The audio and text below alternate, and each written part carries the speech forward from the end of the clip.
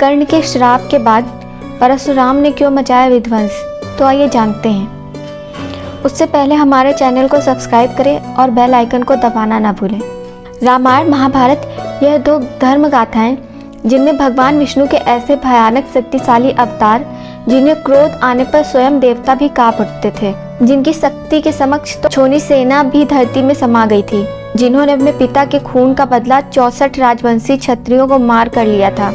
उनके इस क्रोध को शांत करवाने के लिए बजरंगबली ने परशुराम से कई माह तक युद्ध किया था। तब परशुराम ने अपने क्रोध को शांत करने के लिए महादेव का यज्ञ किया। उन्होंने अपने शक्तियों के सही उपयोग के लिए शिक्षा देने की ठानी। तब भगवान परशुराम ने 3 ऐसे शिष्यों को शिक्षा दी, यदि कृष्ण कुरुक्षेत्र में खड़े नहीं होते तो यह तीनों बिना किसी सेना के महाभारत युद्ध को मात्र 5 दिन में खत्म कर देते। तब अर्जुन ने श्री कृष्ण से पूछा, माधव, अगर इन महारथियों को छल से नहीं मारा जाता तो क्या होता युद्ध का परिणाम? तब श्री कृष्ण कहते हैं, यदि इन योद्धाओं की मृत्यु छल से नहीं होती तो इन्हें मारना संभव था, क्योंकि इन योद्धाओं को सारे अस्त्र शस्त्रों का पूरी तरह से ज्ञान था। यमराज का पात्र और इंद्र का वज्र भी इनके शास्त्रों को नहीं काट सकता था। क्या तुम्हें याद है पार्थ, जब महामहिम भीष्म ने स्वयं सूर्यदेव को ललकारा था? तब अर्जुन कहते हैं, इतनी शक्ति कैसे माधव कि कोई सूर्यदेव को ललकारे? तब कृष्ण कहते हैं, इससे कई गुना ज़्यादा शक्ति महामहिम भीष्म रखते हैं। और बात करते हैं परशुराम के दूसरे शिष्य की। तब अर्जुन कहते हैं, कौन माधव? तब कृष्ण कहते हैं, गुरु द्रोण।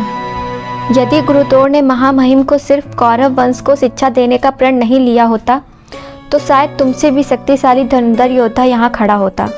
गुरु द्रोण के पास इतनी शक्ति थी, यदि वह अपने धनुष को छोड़कर युद्ध करे तब भी वह तुम्हारी आधी सेना का विध्वंस कर देंगे। और बात करते हैं परशुराम के तीसरे और आखिरी शिष्य की।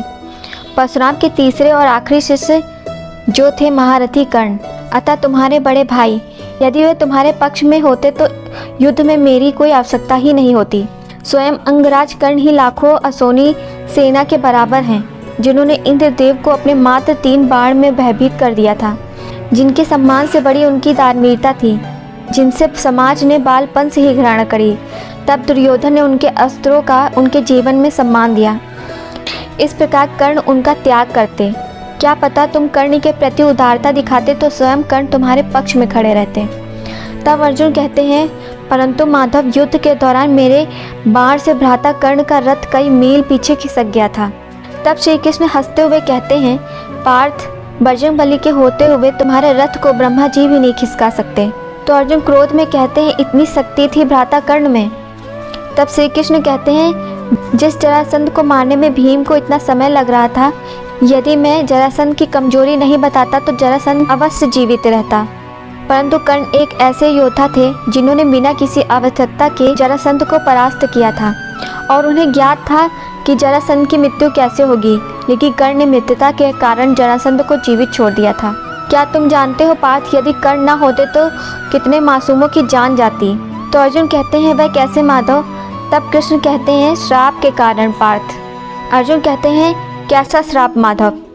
तब कृष्ण कहते हैं, जब गुरु द्रोण पांडव और कौरवों को अस्त्र का ज्ञान दे रहे थे तब तुम्हारी तरह ही कर्ण भी गुरु द्रोण से विद्या प्राप्त करने गए थे, परंतु गुरु द्रोण ने कर्ण को राजपूत न होने के कारण उन्हें मना कर दिया। तब बालक कर्ण को हर तरफ से प्रताड़ना का सामना करना पड़ा। तब कर्ण ने अपनी विद्या को प्राप्त करने के लिए एक बहुत बड़ा निर्णय लिया। तब अर्जुन कहते हैं, कैसा निर्णय माधव? तब श्री कृष्ण कहते हैं, अपनी विद्या को प्राप्त करने के कर्ण अत्यंत क्रोधी भगवान परशुराम से झूठ बोला। कर्ण इस बात से अनजान था कि झूठ के कारण वह बहुत कुछ प्राप्त कर सकते हैं, परंतु यह झूठ उनसे बहुत कुछ छीन सकता है। झूठ के कारण कर्ण ने काफी दिव्य शास्त्रों का ज्ञान प्राप्त किया, परंतु जिस प्रकार मृत्यु अपने समय पर आती है उसी प्रकार का झूठ भी सामने समय पर ही आ गया। तब अर्जुन कहते हैं, कैसे माधव? तब कृष्ण कहते हैं, भगवान परशुराम कर्ण की जंघा पर सिर रखकर सो रहे थे, तभी एक बिच्छू कर्ण के पाँव में घाव कर देता है। यदि कर्ण हिलते तो परशुराम की नींद खराब हो जाती, इस कारण कर्ण उस अवस्था में बैठे रहे। परंतु जब भगवान परशुराम की नींद खुलती है तो वह कर्ण के भाव और उसकी धैर्यता को देखकर समझ जाते हैं, इतनी धैर्यता किसी ब्राह्मण में नहीं हो सकती। तब भगवान परशुराम कर्ण से पूछते हैं, कौन हो तुम? तब कर्ण कहते हैं, मैं सूत पुत्र हूँ गुरुदेव।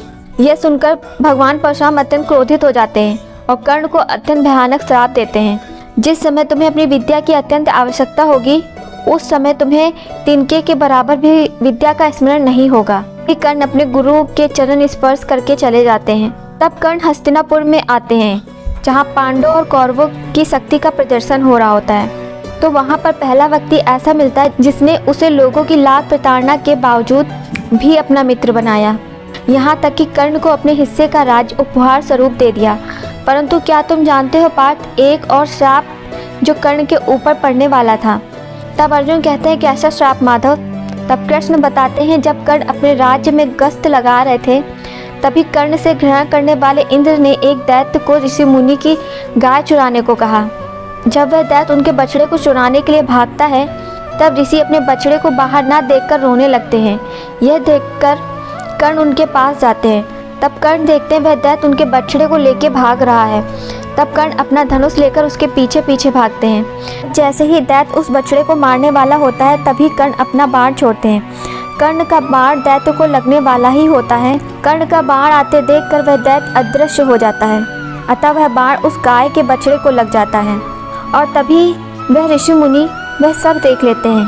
अतः अपने गाय के बछड़े को मरते देख क्रोध के कारण कर्ण को श्राप देते हैं कि जिस प्रकार मेरा बछड़ा असहाय होकर मरा उसी प्रकार तुम्हारी मृत्यु आएगी। यह सुनकर कर्ण रोने लगते हैं।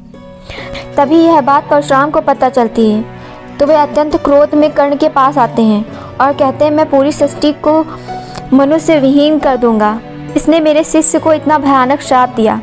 तब कर्ण कहते हैं रहने दीजिए गुरुदेव, मुझे श्राप की आदत सी पड़ गई है, ऐसा लगता है मेरा समक्ष जीवन श्रापित है। आपने भी तो क्रोध में मुझे श्राप दिया था। तब भगवान परशुराम भी अपने क्रोध को त्याग कर कर्ण को गले से लगा लेते हैं। ऐसे ही फैक्ट वीडियो को देखने के लिए हमारे चैनल को सब्सक्राइब करें, वीडियो को लाइक करें और बेल आइकन को दबाना न भूलें।